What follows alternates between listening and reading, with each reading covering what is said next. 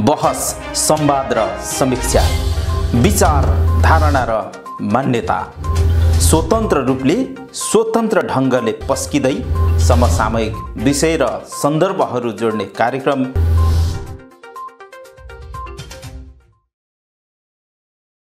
नमस्कार दर्शकबिन, पुनःपुष्टि खबरको कार्यक्रम पुनःपुष्टि संवादमा यहाँहरूलाई स्वागत गर्छु। कार्यक्रम प्रस्तुता म लक्ष्मी पोखरेल।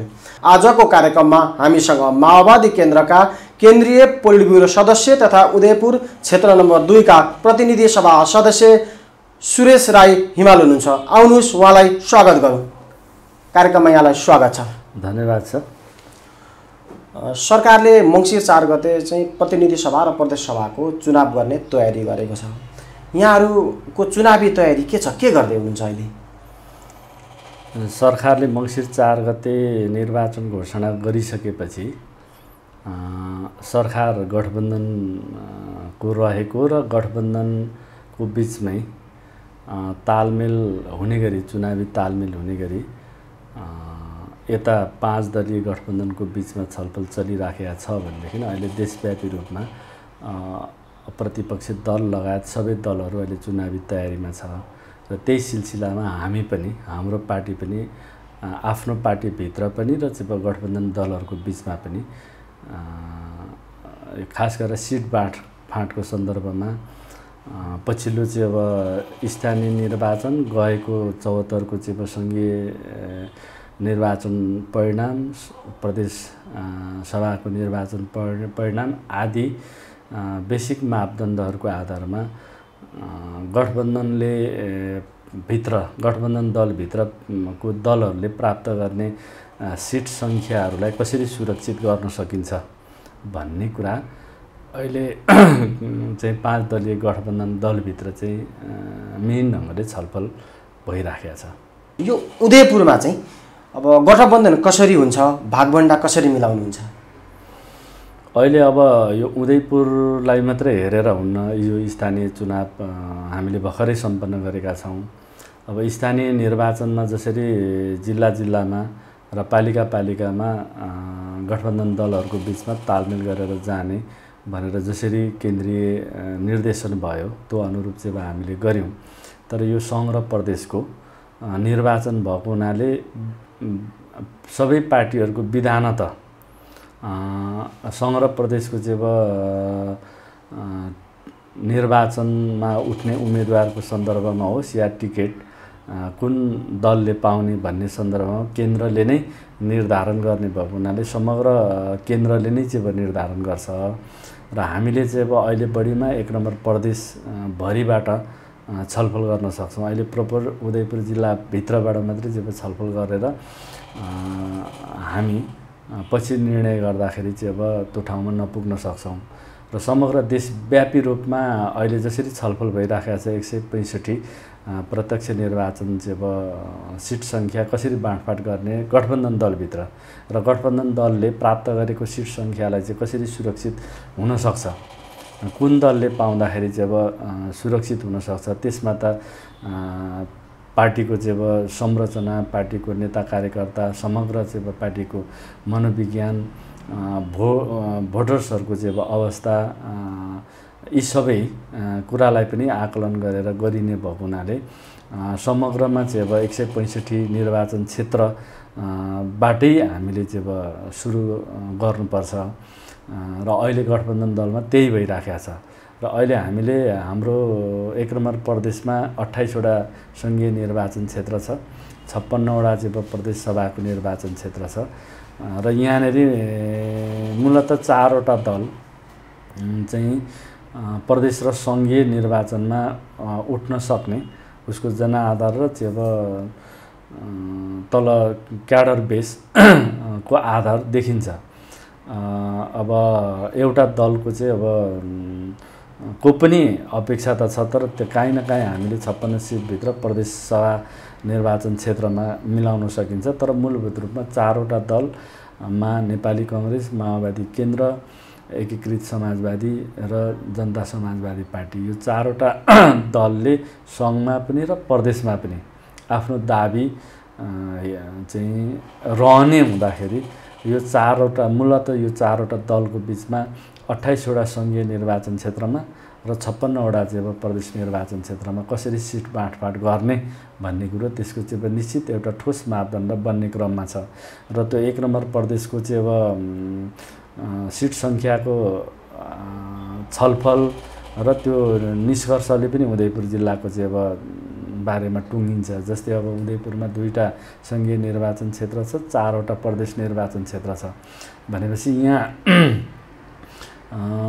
अब मैले अहिलेसम्म सुनेको 3वटा दलको चाहिँ अब दाबी छ, माओवादी केन्द्र, नेपाली कङ्ग्रेस र एकीकृत समाजवादीको।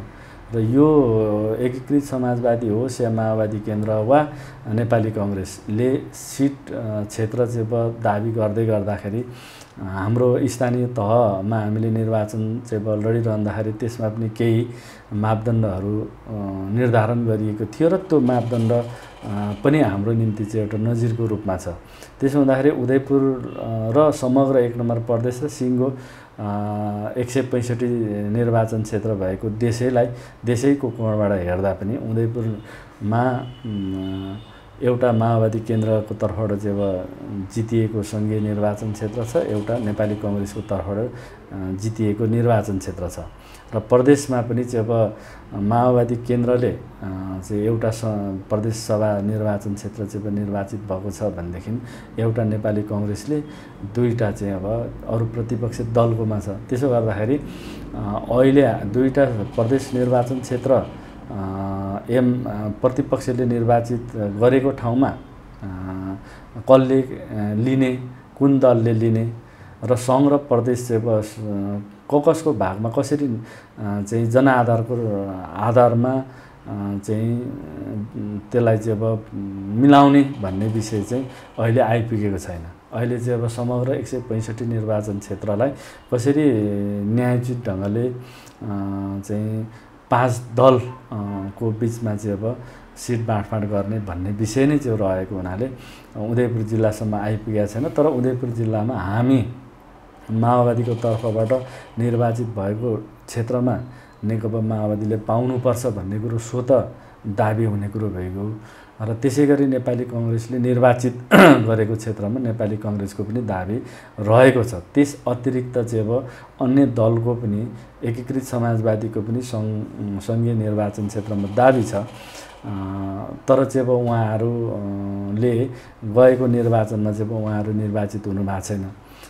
त्यसो हुँदाखेरि यसलाई चाहिँ अब कसले पाउने, कसले दाबी गर्ने भन्दा पनि चाहिँ अब कुन पार्टीको अलिकति चाहिँ अब जनआधार छ भन्ने कुरा हुन्छ र त्यो पार्टीको भागमा पर्ने टिकट त्यस पछाडि कुन चाहिँ उम्मेदवार, कुन नेतृत्व खडा गर्दा हुन्छ भन्ने कुरो चाहिँ त्यो तत्त पार्टीभित्र छलफल हुने कुरा हो। एकीकृत समाजवादीभित्र पनि थुप्रै नेताहरू हुनुहुन्छ, नेपाली कङ्ग्रेसभित्र पनि थुप्रै नेताहरू हुनुहुन्छ, माओवादी केन्द्रमा पनि 101 चाहिँ अब नेताहरू हुनुहुन्छ भनेपछि यो कसले यो अहिले अलिक बढी चाहिँ अब चर्चा परिचर्चा व्यक्ति केन्द्रित भएको छ र म भन्न चाहन्छु हामीले व्यक्ति केन्द्रित गरेर भन्दा पनि पार्टी केन्द्रित। आखिरी चाहिँ अब पार्टी सङ्गठन सबैको छ र सबैले पार्टीको चाहिँ अब जनआधार, पार्टीको कार्यकर्ताको मनोविज्ञान समग्र चाहिँ अब यहाँको अवस्थालाई हेरेर केन्द्रले पनि सिट बाँडफाँड गर्ने भएको हुनाले त्यही रूपमा चाहिँ अब अगाडि बढ्छ भन्ने। हामी तपाईँहरूको पार्टीभित्रको विवादको विषयमा एकछिनमा प्रवेश गर्छौँ। ठ्याक्कै माओवादी केन्द्रको उदयपुरमा 2 सङ्घ र 4 प्रदेश सिटमध्ये कुनमा कहाँ दाबी हो? यसमा त सिधै छ, जहाँ जहाँ जितेको छ त्यो चाहिँ अब हाम्रो दाबी हुने कुरा भएको। अहिले अब हामी बाँकी रहेका 2टामा यहाँको दाबी छ कि छैन? प्रतिपक्षले जितेको चाहिँ अब निर्वाचन क्षेत्रमा त्यसमा पनि दाबी हुने कुरा भएको। हाम्रो त्यो निर्वाचित नभएको क्षेत्रमा पनि हाम्रो जनआधार छ। हामी निर्वाचित भएको क्षेत्रमा हाम्रो पार्टीको तर्फबाट चाहिँ अब उदयपुर जिल्ला पार्टीको तर्फबाट होस् या प्रदेश चाहिँ अब पार्टीको तर्फबाट र केन्द्रको पार्टीको तर्फबाट पनि त्यो स्वतः दाबी छ। त्यसमा म पनि केन्द्रीय समितिमा भएको हुनाले मैले केन्द्रीय समितिमा पनि चाहिँ अब नेताहरूले जितेको ठाउँहरू चाहिँ अब हाम्रो पहिलो प्रायोरिटी क्षेत्र पर्छ भन्ने कुरा चाहिँ अब गर्नुभएको छ र मलाई पनि त्यहाँको अवस्था कस्तो छ भन्ने रिपोर्ट पनि माग्नु भएको हुनाले स्वतः यो केन्द्रकै दाबी हो, खालि उदयपुर जिल्ला पार्टीको मात्रै, प्रदेश पार्टीको मात्रै नभएर त्यो सिङ्गो पार्टीको चाहिँ दाबी हो। र यसरी दाबी गरिरहँदाखेरि हिजो हामीले एउटा चाहिँ प्रदेशसभा निर्वाचन क्षेत्र हार्यौँ भनेदेखि त्यो क्षेत्रलाई पनि हामीले चाहिँ जोडेर अहिले अब 4वटा दल, यहाँ पनि चाहिँ मोटामोटी 4वटा चाहिँ दलको उपस्थिति देखिन्छ। यहाँ एउटा दलले चाहिँ सङ्घ प्रदेशमा चाहिँ त्यस्तो दाबी गरेको चाहिँ सुनेको छुइनँ, तर उहाँहरूले दाबी गर्नुभयो भने त्यसमाथि पनि हामी छलफल गरि नै हाल्छौँ। तर मुख्य गरी 4वटा दलले यहाँ दाबी गरिरहँदाखेरि सङ्घ र प्रदेश कसरी चाहिँ अब सिट बाँडफाँड गर्ने भन्ने विषय केन्द्रीय कार्यदल बनिएको छ गठबन्धन दलहरूको बिचमा। त्यो कार्यदलले चाहिँ ठोस एउटा मापदण्ड बनाउँछ र त्यही मापदण्डको रेसियोमा हामीले जिल्ला पार्टीले गाउँ नगरपालिकाको सिफारिसको आधारमा हामीले प्रदेश हुँदै प्रदेश मार्फत चाहिँ केन्द्रमा चाहिँ त्यसको बेसहरू, त्यसको आधारहरू चाहिँ पठाउँछौँ। गत स्थानीय तहको निर्वाचनमा केन्द्रबाट गठबन्धन गर्ने गरी निर्णय भयो, तर जिल्ला तहमा चाहिँ गठबन्धन भएन। केही ठाउँमा केही दलहरूले चाहिँ गठबन्धन गर्न असहमति जनाएर तपाईँहरू चाहिँ मित्रवत प्रतिस्पर्धामा जानुभयो। यो पटक गठबन्धनलाई प्रभावकारी बनाउन के गर्नुहुन्छ? स्थानीय तहमा जुन प्रकारको चाहिँ जटिलताहरू चाहिँ हामीले प्रत्यक्ष रूपमा देख्यौँ, त्यो स्तरमा त्यो प्रकारको चाहिँ जटिलताहरू अहिले सङ्घ र प्रदेशको निर्वाचन क्षेत्रको बाँडफाँड भन्नुहोस् या निर्वाचनमा गठबन्धनको चाहिँ गतिविधिमा त्यो रूपमा समस्या चाहिँ देखिन। त्यसै पनि र स्थानीय तहमा देखिने समस्या त्यो स्वाभाविक थियो।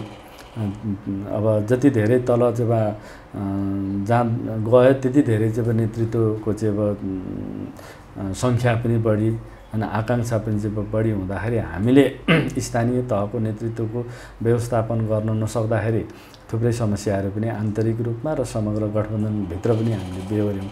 भन्दाखेरि अहिले सङ्घ र प्रदेशमा त्यो रूपमा हुन्न। किन हुन्न भन्दाखेरि केन्द्रले नै चाहिँ सबै कुरो निर्धारण गर्ने भएको हुनाले त्यो केन्द्रको निर्णयलाई हामीले पालना गर्नुको विकल्प हुँदैन। तर चाहिँ स्थानीय तहमा पनि त्यति ठुलो जटिलता चाहिँ थपिएको कुरा, जटिलता आफैमा थियो, त्यसमाथि थप जटिलता चाहिँ थपिएको कुरा चाहिँ के भयो भने केन्द्रले सोच्यो स्थानीय तहको आवश्यकता र त्यहाँको वस्तुस्थिति अनुसार सिट बाँडफाँड गरेर जाउन भनेर संयन्त्र निर्माण गरियो।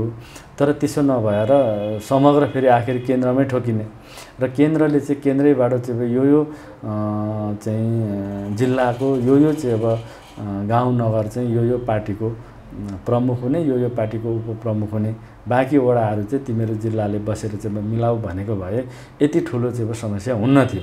यहीँको जिल्लाकै नेतृत्वहरूलाई संयन्त्र बनाएर मिलाउनु पर्ने, प्रदेशले चाहिँ संयोजन मात्रै गर्नुपर्ने स्थितिको बिचमा हाम्रो उदयपुर जिल्लाको चाहिँ सन्दर्भमा निकै ठुलो चुनौतीको सामना गरेर मूलभूत रूपमा यहाँ परिणाम हासिल गरियो र तपाईँले भने जस्तो चाहिँ हामीले समग्र हिसाबले गठबन्धन दलको बिचमा तालमेल गर्न सकेनौँ।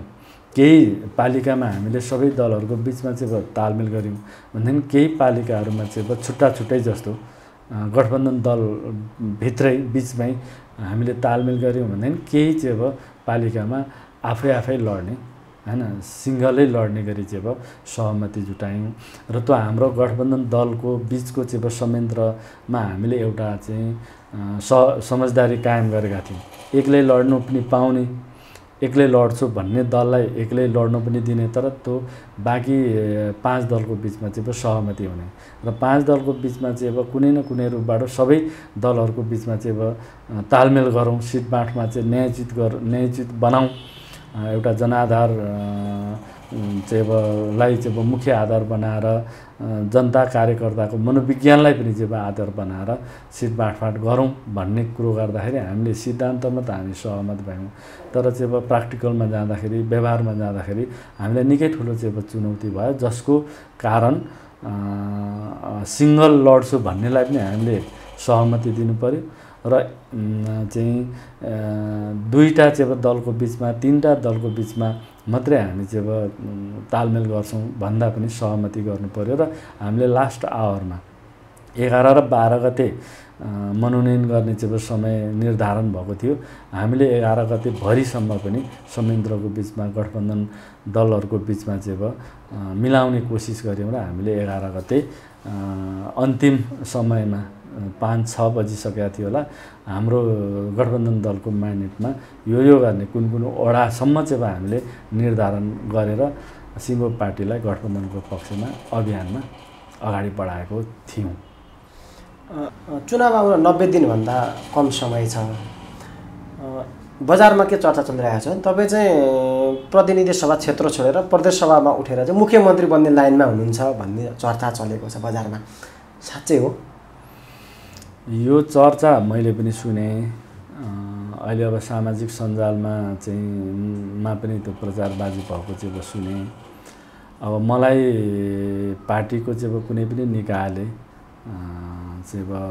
यसबारेमा मसँग छलफल गरेको छैन र म अहिले पनि बालवालै प्रतिनिधि सभाको सदस्य हो र मैले अहिले संसदमा विभिन्न विधेयक महत्त्वपूर्ण विधेयकहरूमाथि छलफल भइराखेको छ र त्यहाँ भूमिका निर्वाह गरिराखेको छु र मैले समयभन्दा अगाडि मेरो विचारहरू मेरो सोचहरू त्यसरी बाहिर लगेको छैन, किनकि त्यो लानु भनेको मूर्खता हो। किनकि सिट बाँडफाँडको विषय गठबन्धन दलको बिचमा कार्यदलको ठिक छ। यहाँको चाहिँ प्रदेशमा जाने इच्छा हो कि प्रतिनिधि सभामा जाने इच्छा? मेरो त्यस्तो इच्छाको कुरा अहिले मुख्य विषयवस्तु बन्नु हुँदैन।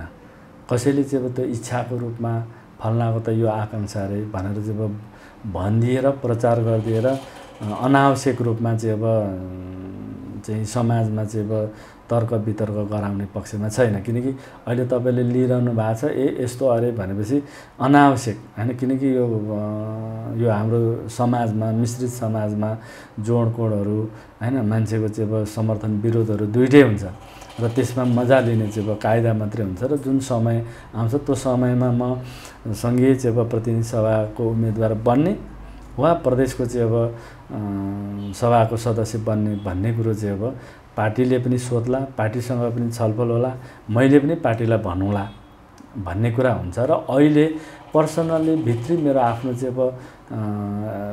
प्रोपर इच्छाकै कुरा, त्यो जुन इच्छा मुख्य होइन, प्रधान होइन। प्रधान पार्टीको निर्णय, पार्टीभित्र छलफलको मूल स्पिरिट हैन, समग्र जनताको मनोविज्ञान यसले निर्धारण गर्छ र त्यसको आधारमा पार्टी केन्द्रले माओवादी केन्द्रको भागमा परेको सिटहरूमाथि उम्मेदवार निर्णय गर्छ। भनेपछि यति सजिलो यो विधि प्रक्रिया हामी सबैले आम जनताले, सबै नेता कार्यकर्ताले बुझेको पृष्ठभूमिमा पनि पात्रहरूमाथि जुन यो रमाइलो रतेउली खेल्ने भनौँ न काम भएको छ, यो एकदम यो गलत छ। यो गर्ने साथीहरूलाई, यो चाहना राख्ने साथीहरूलाई अब न्युजहरूमा हामी हेर्छौँ यो अरे त्यो अरे, चाहना त सबैको हुन्छ नि त। थुप्रै तपाईँले न्युजमा हेरिराख्नु भएको छ, मलाई प्रधानमन्त्री बन्ने चाहना छ हैन, प्रधानमन्त्री बनिसकेपछि एकचोटि राष्ट्रपति बन्ने चाहना छ हैन। चाहना त हुन्छ त, मैले यो देशको राष्ट्रपति बन्ने इच्छा छ हैन भने त्यो एउटा हेडलाइन भन्छ, अनि त्यसमा त धेरै साथीहरूले हाँसिदिनुहुन्छ। प्रधानमन्त्री, म यो देशको प्रधानमन्त्री, भावी प्रधानमन्त्री भनेर हाँसिदिन्छ नि त। भनेपछि अहिले तपाईँले म भावी फेरि दोस्रो कार्यकालको प्रतिनिधि सभाको म उम्मेदवार हुँ भनेर अहिले तपाईँको यो पपुलर कार्यक्रम मार्फत भन्यो भने मान्छे हाँस्दैन। म प्रदेशको भावी मुख्यमन्त्री हो भनेर अहिले तपाईँको अगाडि भन्दाखेरि मान्छेले के ठान्छ है, कोक्रो बुन्नु अहिले भने जस्तो हुन्छ नि त। बच्चा पाउनु कहिले कहिले यो त हास्यास्पद कुरा हुन्छ। र हामीले सिधा कुरा के हो भने मङ्सिर 4 गते सङ्घ र प्रदेशको निर्वाचन एकैचोटि हुँदैछ देशव्यापी रूपमा 165 निर्वाचन क्षेत्रमा। भनेपछि त्यो निर्वाचनमा लाई कसरी गठबन्धनको पक्षमा हामीले अभियानहरू सुरु गर्ने। अहिले तपाईँ मेरोमा केन्द्रित गर्नुहोला वा अरू अमुक पात्रकोमा केन्द्रित गर्नुहोला, अरू नेता कार्यकर्ताहरूलाई के पर्ला, जो उहाँहरू पनि आकाङ्क्षी हुनुहुन्छ उहाँहरू पनि चाहिँ अब स्वाभाविक रूपमा चाहिँ अब आफू दावेदार हुनुहुन्छ र मैले तपाईँको चाहिँ अब म अलिकति तपाईँहरूले बोलाउनु भयो, म आएँ, तपाईँको चाहिँ अब कार्यक्रम मार्फत म हुँ हैन, म बाहेक अरू कोही पनि छैन भन्दाखेरि त चाहिँ अब धेरै कार्यकर्ताहरू त चाहिँ अब लाई यो खालको प्रतिक्रिया दिनु ढिलो हुन्छ नि त। भोलि पार्टीले चाहिँ अब यहाँ तलको बेसको आधारमा, तलको चाहिँ अब सुझावको आधारमा मलाई निर्णय गर्यो भनेदेखि अनि मैले पनि सोध्ने तलै हो, निर्णय गर्यो भनेदेखि चाहिँ अब त्यतिखेर चाहिँ अब पनि के गर्ने हो, मलाई निर्णय चाहिँ अब भएछ भनेर चाहिँ अब जाने जुन परिपाटी जुन समाजमा हुनुपर्ने त्यस्तो छैन। म भएँ भनेदेखि चाहिँ अब जित्छु, फल्ना भयो भनेदेखि जित्दैन, फल्ना उठ्यो भने हराउनुपर्छ, यो भने चाहिँ समाजमा चाहिँ अनन्तकालसम्म चाहिँ एउटा विद्वेष फैलाउने हैन, एक खालको चाहिँ अब द्वन्द्व निम्ताउने क्रियाकलाप जो उदयपुर जिल्लामा मात्रै हैन धेरैवटा जिल्लामा म देख्छु, देशकै एउटा ट्रेन्ड चाहिँ जो देखिन्छ त्यो गलत हो, राम्रो होइन। हामीले चाहिँ मिडियाहरूले भनौँ न अहिले गठबन्धन दलहरूको बिचमा चाहिँ अब सिट बाँडफाँडमा चाहिँ निकै ठुलो सकस परेको छ, त्यो ठिक हो हैन, अहिलेको रियालिटी त त्यो हो नि त। र सिट बाँडफाँड चाहिँ अब केमा आधारमा छलफल भइरहेछ त्यो न्युज चाहिँ अब गरौँ, त्यसको आधारमा उदयपुर जिल्लामा के हो, के कसरी चाहिँ अब गर्ला अनुमान गरौँ, त्यसमाथि विश्लेषण गरौँ, त्यसमा हामी नेताहरूले चाहिँ अब आफ्नो विचारहरू धारणाहरू व्यक्त गरौँ। तर हाम्रो चाहिँ कस्तो छ भनेदेखि अब नजित्ने भए पनि जित्नुपर्छ भनेर चाहिँ अब ध्वास पिट्नुपर्ने हैन, जित्नेहरूले चाहिँ अब झन् ठुलो चाहिँ अब अहङ्कार चाहिँ अब व्यक्त गर्नुपर्ने हैन, हार्छु हार्छु जस्तो चाहिँ अब छ भने पनि चाहिँ अब मान्छेलाई एकदम डिमोरलाइज गर्ने यो बहुदलीय प्रतिस्पर्धात्मक राजनीतिक प्रणालीको यो शोभनीय कुरा होइन। हामीले चाहिँ एउटा स्वच्छ प्रतिस्पर्धात्मक राजनीतिक प्रणालीलाई हाम्रो कयौँ चाहिँ अब अहिलेको शासकीय स्वरूप राज्यको चाहिँ अब निर्वाचन प्रणाली यी विषयमा हामी पछि डिबेट गर्छौँ। हामीले फरक मतको रूपमा हाम्रो पार्टीको तर्फबाट चाहिँ अब राखेका पनि छौँ, 6 बुँदे चाहिँ अब नोट अफ डिसिजन राखेका छौँ। त्यो विषयवस्तु हामी आउने चाहिँ अब दशकहरूबाट चाहिँ अब सुरु गरौँला, यही चाहिँ अब निर्वाचन क्षेत्रमा सुरु के अरे यो पालामा नगरे पनि, तर चाहिँ अब विषयवस्तुलाई चाहिँ अब समाजमा अलिकति मिलाएर जाने, संयोजन गरेर जाने, अलिकति चाहिँ अब विषयवस्तुलाई चाहिँ अब सरल बनाएर जाने भन्दा पनि एकदम जटिल हैन, एकदम भ्रमित हैन, मान्छे चाहिँ अब यो हिजो जस्तो छैन नि त, मान्छे षड्यन्त्र गर्नुपर्ने, जालझेल गर्नुपर्ने यस्तो चाहिँ अब परिस्थिति छैन। अहिले त चाहिँ अब सबै चिज त ओपन छ हैन, हामीले चाहिँ अब समयमा पहल कदमी लिन सक्यौँ भनेदेखि धेरै ठुलो ठुलो राम्रो काम गर्न सक्छौँ। म यहाँ आइराखेको छु, म चाहिँ संसदमा पनि पुगिराखेको छु, तर यहाँको समस्याहरूमा केन्द्रित भएर साथीहरूसँग जो समस्या जहाँ जहाँ देखिएको छ ती साथीहरूसँग छलफल गर्दै जाँदाखेरि हिजो बेलुकीसम्म हामीले छलफल गऱ्यौँ।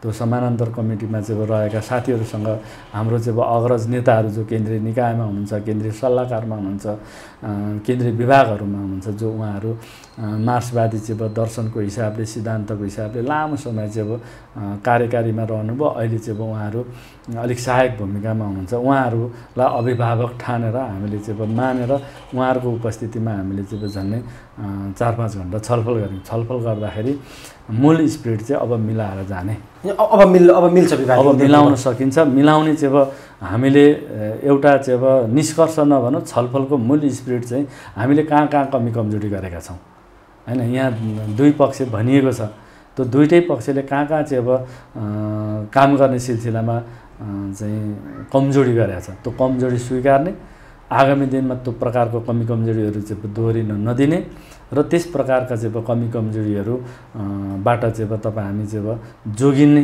गरी सबैले चाहिँ अब म भन्नुपर्छ र सबै त्यही स्पिरिटमा जानुपर्छ भनेर हिजो मात्रै हामीले चाहिँ अब समीक्षा गऱ्यौँ र हामी अब केही दिनभित्र, यो हप्ता 10 दिनभित्र लगभग यो समस्यालाई हामी हल गर्न सक्छौँ। त्यसमा चाहिँ सबै त्यसमा चाहिँ अब हिजो सहमत भएर उठेको अवस्था छ र यो उदयपुर जिल्ला यो माओवादी पार्टीभित्र मात्रै होइन, तपाईँले चाहिँ माओवादी पार्टीभित्र मात्रै देख्नुहुन्छ। अहिले माओवादी पार्टीले त्यो बजार लिएको छ, तर जुनसुकै पार्टी पनि, यहाँको राप्रपा भन्नुहोस्, यहाँको राष्ट्रिय जनमोर्चामा पनि हेर्नुभयो भने विवाद छ। यस्तो विवाद छ उदयपुरमा। पहिला चाहिँ म के अरे प्रदेशको चाहिँ धेरै नेतृत्व मैले गरेँ। नेतृत्व गर्दाखेरि अरू 14वटा जिल्ला जो छ 1 नम्बर प्रदेशमा 13वटा जिल्लामा चाहिँ थुप्रै बहस हुन्छ, छलफल हुन्छ, बाहिर चाहिँ त्यस्तो छताछुल्ला पनि हुँदैन। जब यो भन्दा यहाँ उदयपुरमा देखिएको भन्दा गम्भीर प्रकारका चाहिँ समस्याहरू उत्पन्न हुन्छन्, तर एक ठाउँमा बसेर सहज रूपमा समाधान हुन्छ। यहाँ चाहिँ हाम्रो पार्टीमा मात्रै होइन, अरू पार्टीहरूमा पनि, अरू पार्टीको नेताहरूले पनि, अरू पार्टीको जिल्ला नेतृत्वहरूले पनि कहिलेकाहीँ सुनाउने गर्नुहुन्छ। सबै पार्टीमा यस्तै छ। अहिले चाहिँ माओवादी केन्द्रभित्र देखिएको जुन अन्तर्विरोध सञ्चालन गर्ने सन्दर्भको चाहिँ समस्या, यो चाहिँ यसले बजार राम्रो पाएको छ र यसमा साथीहरूले राम्रै चाहिँ अब सुझाव सल्लाह पनि चाहिँ दिनुभएको छ। छिटो मिल्नुहोस् भनेर यो जनताको चासो पनि भयो, नेता कार्यकर्ताको चासो पनि भयो र त्यसमा को हो नेताहरू चाहिँ दोषी भनेर उहाँले कोही अलिकति धेर जानेर कतिपय अतिरञ्जित गरेर कसैलाई धेरै ठुलो चाहिँ अतिरञ्जित गर्ने काम अघि पनि मैले भने म दोषी होला तर म प्रमुख दोषी होइन। ठिक छ, हामी कार्यक्रमको अन्तिममा आइसक्यौँ। अब यो संवाद चलिरहँदा म केही कुरा भन्न छुटेको छ भने यो तपाईँले चुनावी सरगर्मीको विषयदेखि लिएर चाहिँ आफ्नो चाहिँ जिज्ञासाहरू राख्नुभयो आम जनताको चाहिँ जिज्ञासाको रूपमा।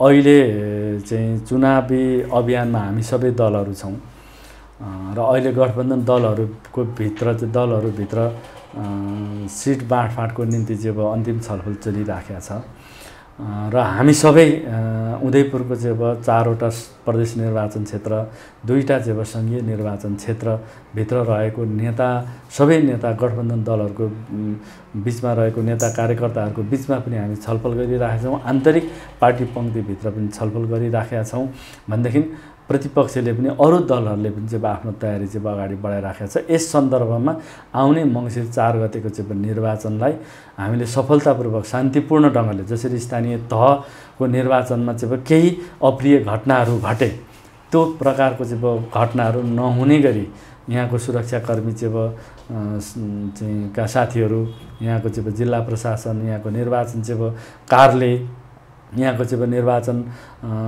चाहिँ निर्वाचन गराउने चाहिँ निर्वाचन अधिकृतहरू सबै सरकारवालाहरू यतिखेर चाहिँ सचेततापूर्वक चाहिँ आम जनतालाई बढीभन्दा बढी चाहिँ मतदान केन्द्रमा चाहिँ सहभागी गराउने गरी भूमिका खेलौँ। आम जनतालाई पनि मैले भन्न चाहन्छु, मङ्सिर 24 को चाहिँ निर्वाचनमा आफ्नो अमूल्य अभिमत प्रकट गर्नको निम्ति अहिलेदेखि नै सबै दलहरूसँग छलफल गर्ने कुरा, जो स्वतन्त्र हुनुहुन्छ कुनै न कुनै दलसँग चाहिँ जोडिनु भएको छ भनेदेखि त्यहाँ नेतृत्वको प्रश्न आउला वा चाहिँ गठबन्धन दल वा प्रतिपक्ष, त्यसमा हामीले चाहिँ एउटा छलफल गरौँ। त्यो छलफल गर्नाले चाहिँ आउने मङ्सिर 4 को निर्वाचनलाई प्रभावकारी र एकदम सशक्त बनाउन सक्छ। र दलदेखि बाहेकका चाहिँ धेरै छौँ, सबै दलहरूको पार्टी सदस्यको हिसाब गर्दाखेरि त्यो सदस्यहरूभन्दा बहुसङ्ख्यक रूपमा स्वतन्त्र अलिकति दलसँग चाहिँ आबद्ध धेरै चाहिँ व्यक्तित्वहरू, जनसमुदायहरू भएको हुनाले उहाँहरूले यतिखेरैदेखि चाहिँ पार्टीहरूको बारेमा, पार्टीको चाहिँ उम्मेदवारहरूको बारेमा चाहिँ सघन ढङ्गले चाहिँ छलफल गर्दाखेरि अब आउने यो 90 दिनमा चाहिँ कम्तीमा बीचमा ढुलमुल हुनुपर्ने अवस्थाबाट हामी मुक्त हुन्छौँ र जे निर्वाचनको बेला वरिपरि चाहिँ जे विकृति विसङ्गतिहरू देखेका छौँ, जनतालाई भोट ब्याङ्कको रूपमा चाहिँ लिने, जनतालाई चाहिँ एउटा खरिद बिक्री गर्ने प्रकारले जुन जनताको चाहिँ अस्तित्वमाथि गम्भीर एउटा चाहिँ क्रियाकलाप गरिराखेको छ, त्यो परिस्थितिबाट चाहिँ हामी मुक्त हुन्छौँ र निर्वाचन आयोगले निर्धारण गरेको चाहिँ खर्च वर्षभित्र चाहिँ उम्मेदवारहरूले, पार्टीहरूले चुनाव सम्पन्न गर्न सकौँ र हरेक उम्मेदवार र पार्टीहरूले आवश्यकताभन्दा र निर्वाचन आयोगले निर्धारण गरेको भन्दा बढी खर्च गर्नुपर्ने परिस्थितिबाट मुक्त हौँ। यदि त्यसो भयो भने जनताले नै चाहिँ बढी सुख पाउँछ। हामीले उम्मेदवारहरूले, पार्टीहरूले जति धेरै खर्च गर्ने चाहिँ एउटा बाध्यता हुन्छ, विवश हुन्छ, त्यसको चाहिँ रिफ्लेक्सन, त्यसको चाहिँ दुःख चाहिँ जनताले नै चाहिँ पाउने गर्छ। किनकि यहाँ मैले सुने, म गएको चाहिँ 74 सालको चाहिँ निर्वाचनमा सबैभन्दा कम खर्च गरेर निर्वाचित हुने म सांसद हुँ र अरूतिर सुनिन्छ। अस्ति पनि सुनिए स्थानीय तहमा एउटा नगरपालिकामा निर्वाचित हुनको लागि एउटा उम्मेदवारले 5 करोडसम्म खर्च गर्यो भनेपछि त्यो 5 करोड उसले 5 वर्षमा कसरी असुल गर्छ?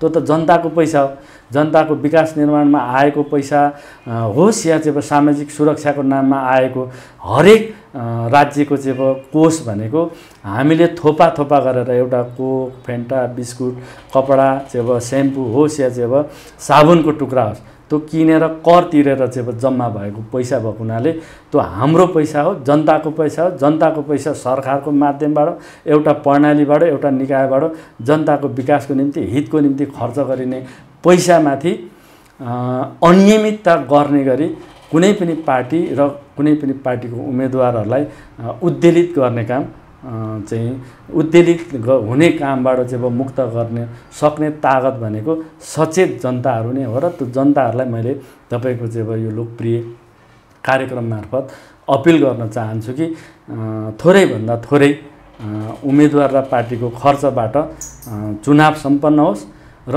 5 वर्ष कार्यकालमा निर्वाचित भएको जनप्रतिनिधिलाई सबै जनताको चाहिँ आधारभूत समस्याहरूमा चाहिँ दिनानुदिन हरेक समय उसको चाहिँ बिमारी भएको चाहिँ अवस्थामा बाहेक उसको चाहिँ पारिवारिक दुर्घटना वा आफू अस्वस्थ रहेको चाहिँ अवस्थामा बाहेक हरेक दिन जनताको सेवामा तल्लीन हुने गरी चाहिँ त्यो परिस्थिति निर्माण गरौँ। त्यो परिस्थिति निर्माण गर्नको निम्ति निर्वाचन आयोगले निर्धारण गरेको प्रक्षेपण गरेको खर्च सीमाभित्र चाहिँ चुनाव सम्पन्न गर्नको निम्ति बहुसङ्ख्यक उदयपुर जिल्लाको जनसमुदायको हातमा छ र उहाँहरूलाई त्यसो गर्नको निम्ति म एउटा अहिले पनि चाहिँ सङ्घीय प्रतिनिधि सभाको चाहिँ सांसदको हैसियतले म अनुरोध गर्छु, उहाँहरूलाई चाहिँ विनम्रतापूर्वक अपिल गर्न चाहन्छु। हस्, धन्यवाद कार्यक्रममा आइदिनु, यहाँलाई धेरै धेरै धन्यवाद। धन्यवाद छ तपाईँको चाहिँ यो लोकप्रिय कार्यक्रम मार्फत हाम्रो पार्टीको विचार र हाम्रो गठबन्धन दलको चाहिँ भित्र छलफल भइरहेको अहिले यो चुनाव सम्बन्धी सिट बाँडफाँड सम्बन्धी जे विषयवस्तु आम जनताको चाहिँ जिज्ञासाको रूपमा तपाईँ मार्फत चाहिँ राख्नुभयो। मैले चाहिँ आम जनतालाई तपाईँ मार्फत तपाईँको चाहिँ यो चाहिँ लोकप्रिय कार्यक्रम मार्फत चाहिँ सम्प्रेषण गर्ने अवसर मौका दिनुभयो, त्यसको लागि तपाईँलाई तपाईँको चाहिँ सबै युनिटलाई हार्दिक धन्यवाद दिन चाहन्छु। नमस्कार। धन्यवाद। दर्शकले आजको हाम्रो यो कार्यक्रम यहाँहरूलाई कस्तो लाग्यो सुझाव सहितको प्रतिक्रिया दिनुहोला। हस्त, धन्यवाद, नमस्ते।